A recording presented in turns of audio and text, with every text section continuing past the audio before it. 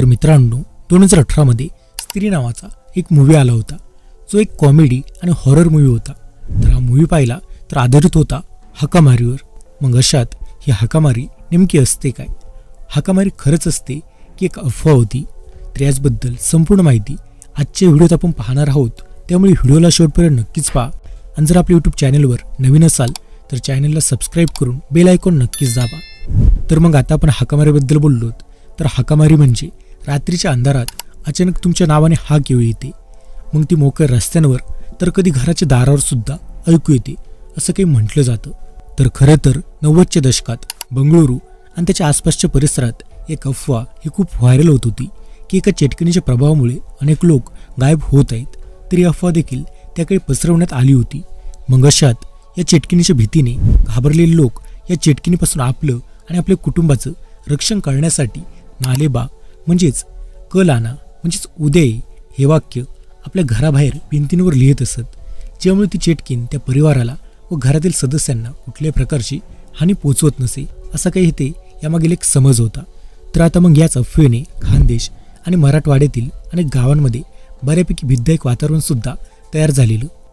तर आता ही एक अशी अफवा होती जिच्यामुळे अनेकदा रात्री लोक घराबाहेर पाऊल टाकायला सुद्धा घाबरायचे। ज्यात गावाकडे पाहिले तर रात्री 10 वाजेपर्यंत सर्व काही सामसूम व्हायचं।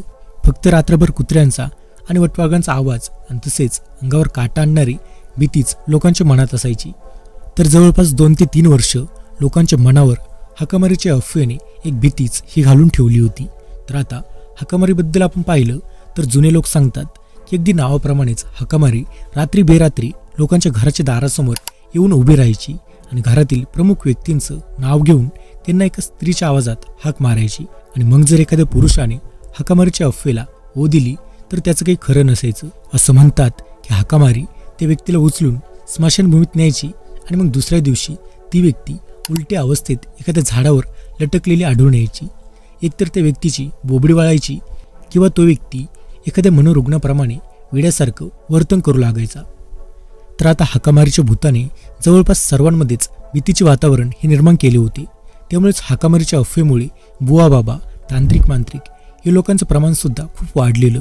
त्यांच्यासाठी हाकामारी एक बिझनेसच हा बनला होता, ज्यात लोकांना गंडे घालणे तसेच लोकांच्या घरात वास्तुशांतीपर्यंत या सगळ्या गोष्टी हे बाबा लोक करून द्यायचे आणि त्यातून चांगला पैसा ते कमवायचे।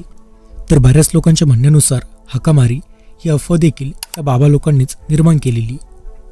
तर या व्यतिरिक्त हाकामारीच्या अफवेबाबत अजून एक कारण सांगितले जाते, ज्यात काही लोकांच्या मते भारतीय प्रशासनानेच मुद्दामून गावोगावी हाकामारीची अफवा ही पसरवली होती।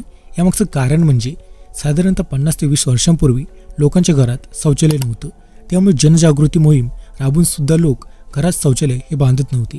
तर अशावेळी या हाकामारीच्या अफवेमुळे भीतीपोटी लोक रात्री बेरात्री रानात शौचालय जायला घाबरत असे आणि याचमुळे अनेक लोकांनी घरात शौचालय बनवायला सुरुवात केली।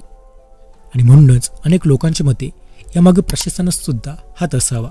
त्यामुळे एकूण पाहिलं तरी हाकामारी कोणत्या ना कोणत्या कारणाने त्या काळी बनवलेली एक अफवाच होती। तर अशात तुमच्यावर काय मते ते आम्हाला कमेंट करून नक्कीच सांगा। माहिती आवडल्यास व्हिडिओ लाईक करा आणि अशाच माहितीपूर्वक व्हिडिओसाठी आपल्या यूट्यूब चॅनलला सबस्क्राईब करायला तेवढं विसरू नका।